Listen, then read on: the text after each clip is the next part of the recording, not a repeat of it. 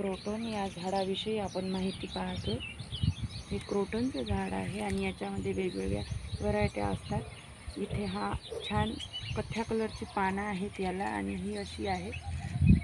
खूप सुंदर याची वाढ झालेली आहे आणि 2-3 वर्षाचं हे झाड आहे। फक्त कटिंगपासून हे झाड लागतं। नमस्कार, मी कीर्ती देशमुख रंगोली अँड गार्डन या चॅनलवरती आपलं सगळ्यांचं खूप स्वागत करते। इथे कटिंगपासून लागणारं क्रोटन झाड आपण पाहतो। खूप सुंदर हिरवी आणि कथ्या कलरची पानं याला येतात आणि ही अशी विरघळलेली असतात पानं आणि फार केअर आपल्याला या झाडाची घ्यावी लागत नाही।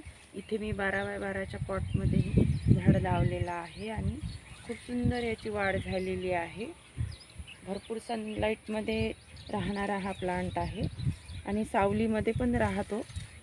घरामध्ये पण आपण याला वाढवू शकतो, पण 2-3 तासांचं ऊन मात्र आपल्याला या प्लांटला द्यावं लागते।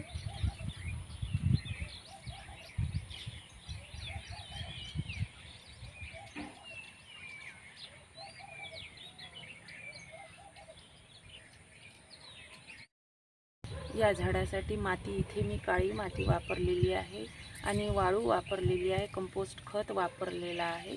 त्याच्यामुळे या प्लांटची छान वाढ झालेली आहे आणि इथे याच्यामध्येच मी खालच्या बाजूने दुसरा प्लांट लावलेला आहे। खूप सुंदर बंचसारखा हा क्रोटनचा प्लांट वाढतो।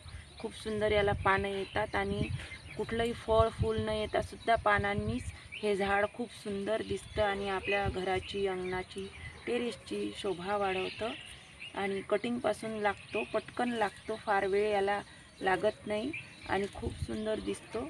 तेव्हा हा जर प्लांट तुम्हाला मिळाला, याची कटिंग मिळाली तर नक्की लावा आणि याच्यामधल्या वेगवेगळ्या व्हरायट्या माझ्याकडे आहे, त्यानंतरच्या व्हिडिओमध्ये मी दाखवेन। तर हा माझा व्हिडिओ जर तुम्हाला आवडला तर लाईक, शेअर आणि सबस्क्राईब करायला विसरू नका।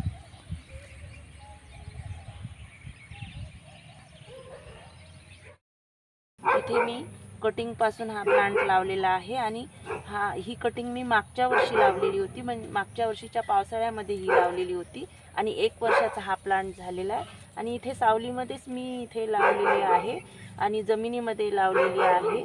तुम्ही बघू शकता इथे किती छान याची वाढ झालेली आहे, पटकन लागतो आणि इथे या एकाच प्लांटमध्ये वेगवेगळ्या कलरची पानं याला येतात।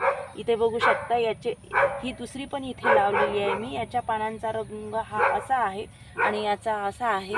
तेव्हा खूप सुंदर हा प्लांट आहे, जमिनीमध्येही लागतो आणि पॉटमध्येही पटकन लागतो आणि फार पाण्याची याला गरज नसते। जेव्हा कुंडीतील माती कोरडी होईल त्यावेळेसच पाणी आपण या प्लांटला टाकावं लागतं, तेव्हा जरूर लावा।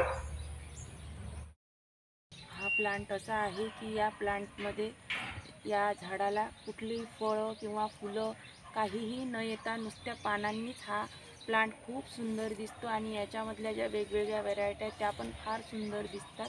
फक्त हे एक झाड जर आपल्या गार्डनमध्ये असेल तर नक्की खूप सुंदर आपला गार्डन दिसतो आणि फार केअर या झाडाची घ्यावी लागत नाही। मी याला लावल्यापासून याला फार याची मी काळजी घेतलेली नाही, तरी पण याची वाढ इतकी छान झालेली आहे आणि जसा हा पॉटमध्ये लागतो तसा जमिनीमध्ये पण खूप सुंदर आणि पटकन लागतो कटिंगपासून आणि दिसतो पण खूप छान।